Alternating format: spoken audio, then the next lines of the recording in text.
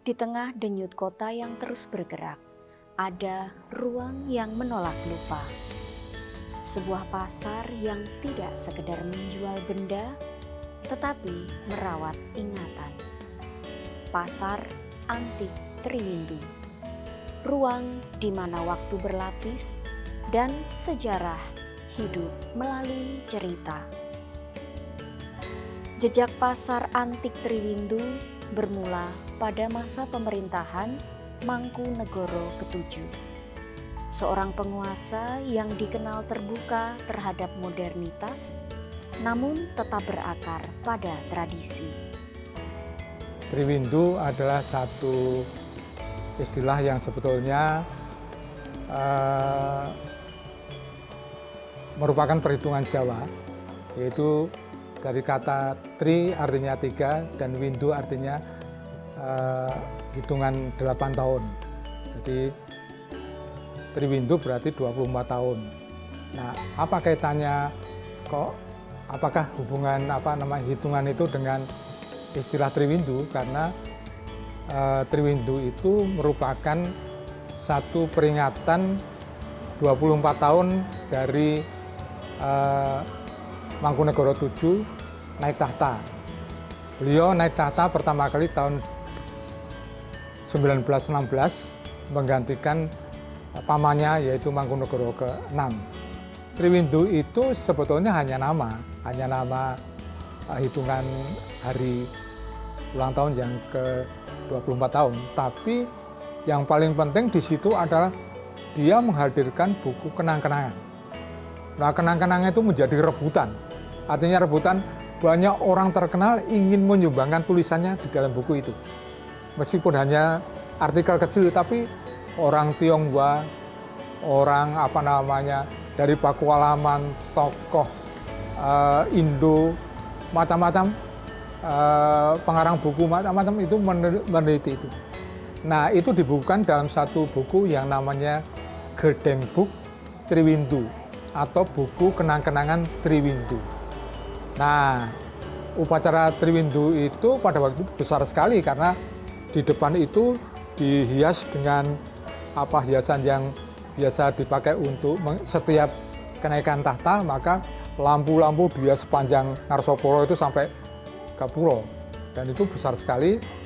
Peringatan pembuatan buku itu dibantu oleh sekretaris baru yaitu Noto Suroto. Saking besarnya antusias orang ingin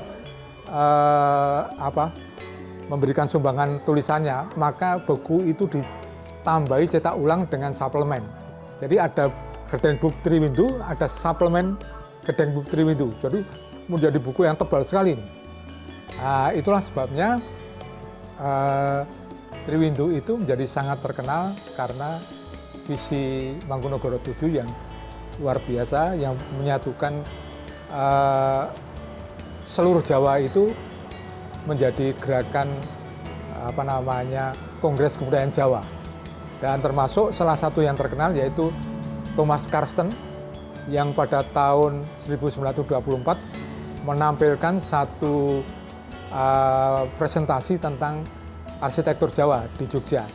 Nah, kemudian Thomas Karsten berkat Mangkunegoro 7 mempunyai peranan penting untuk membangun pasar-pasar baik di Jawa maupun di luar Jawa, termasuk pasar Johar di Semarang, kemudian pasar Cinde di Palembang, kemudian pasar gede di Solo, dan juga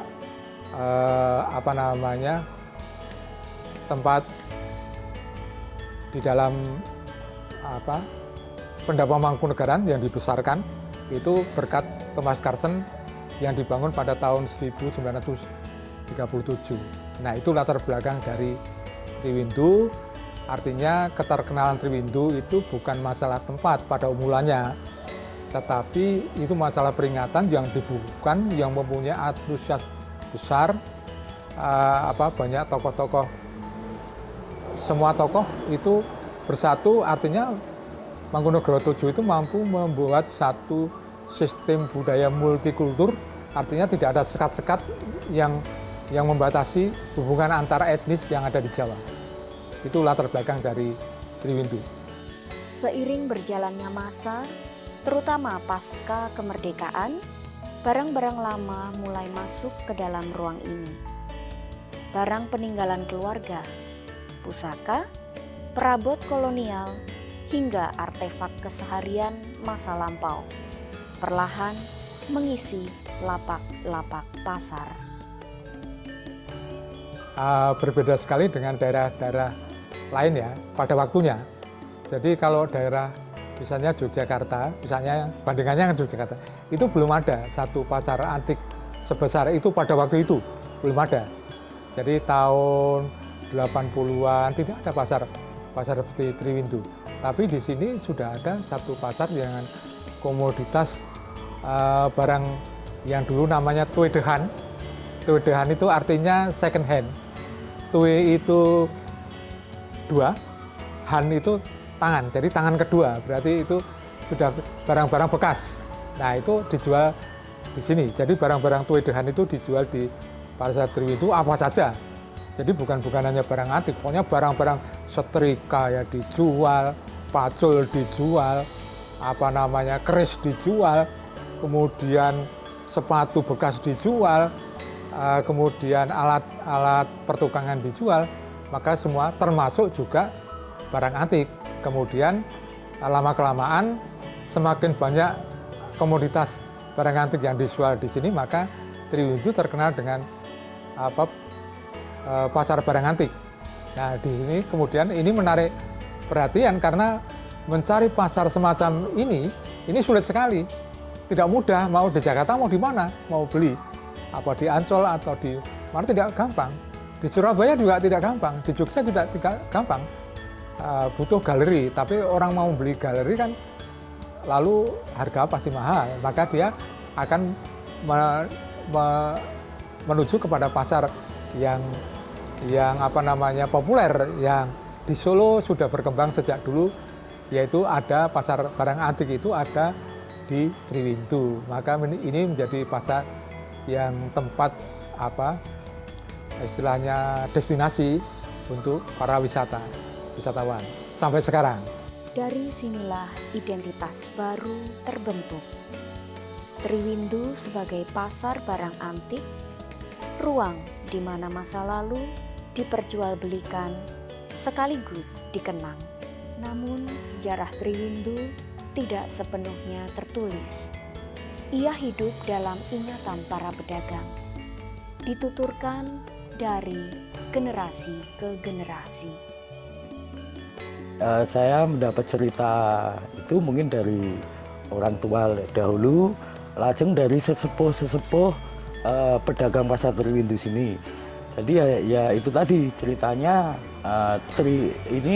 pasar ini berdiri itu jumenengan Mangkunegara ke-7, yaitu Tri itu 3, Windu itu 8. Jadi 24 tahun kenaikan tahtanya Mangkunegara ke-7 diadakan pasar ini. Cerita-cerita itu membentuk sejarah lisan yang rapuh tetapi hidup. Tidak selalu pasti, tetapi penuh makna. Di Triwindu, benda bukan sekedar benda. Ia adalah penanda waktu. Sebuah radio tua menyimpan suara masa lalu. Sebuah topeng kayu menyimpan ekspresi yang pernah hidup. Sebuah piring retak menyimpan fragmen kehidupan. Kalau kita ngomong sejarah nih, pasar Triwindu itu dapat mendongkrak perekonomian di Kota Solo, khususnya mungkin di Indonesia nih. Soalnya pasar ini merupakan menjadi barometer bukan saja di Solo, tapi mungkin di Indonesia atau di seluruh dunia nih. Soalnya pasar ini mungkin sudah menjadi destinasi atau tujuan wisata.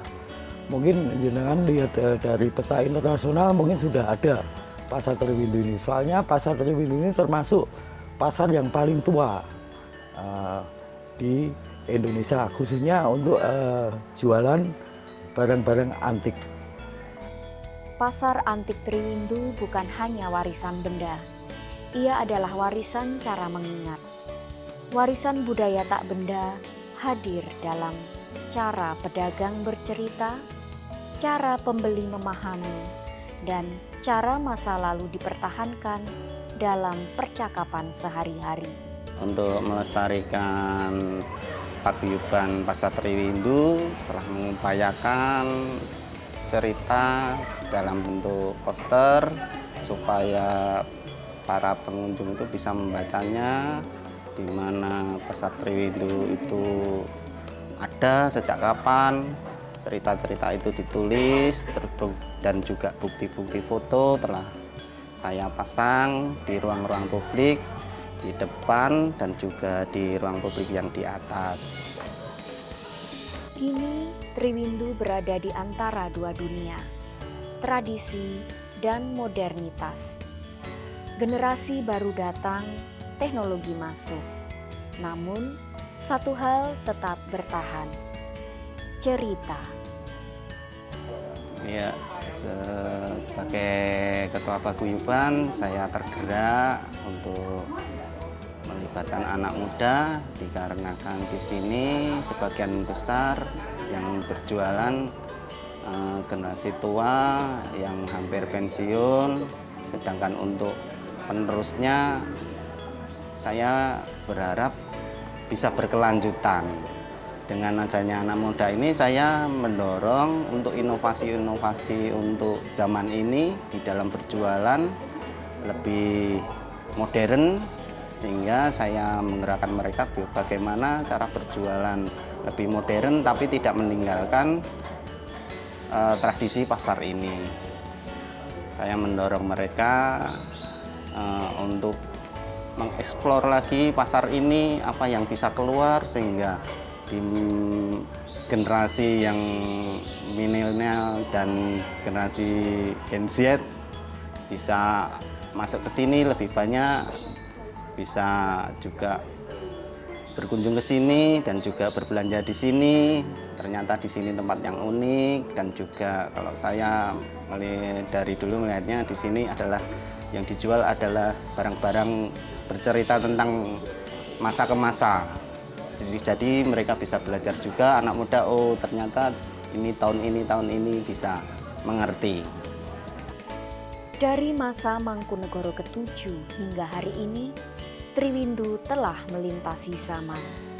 Ia bukan hanya pasar, ia adalah arsip hidup yang ditulis bukan dengan tinta, melainkan dengan ingatan manusia. Selama cerita masih dituturkan, maka sejarah tidak akan pernah benar-benar hilang.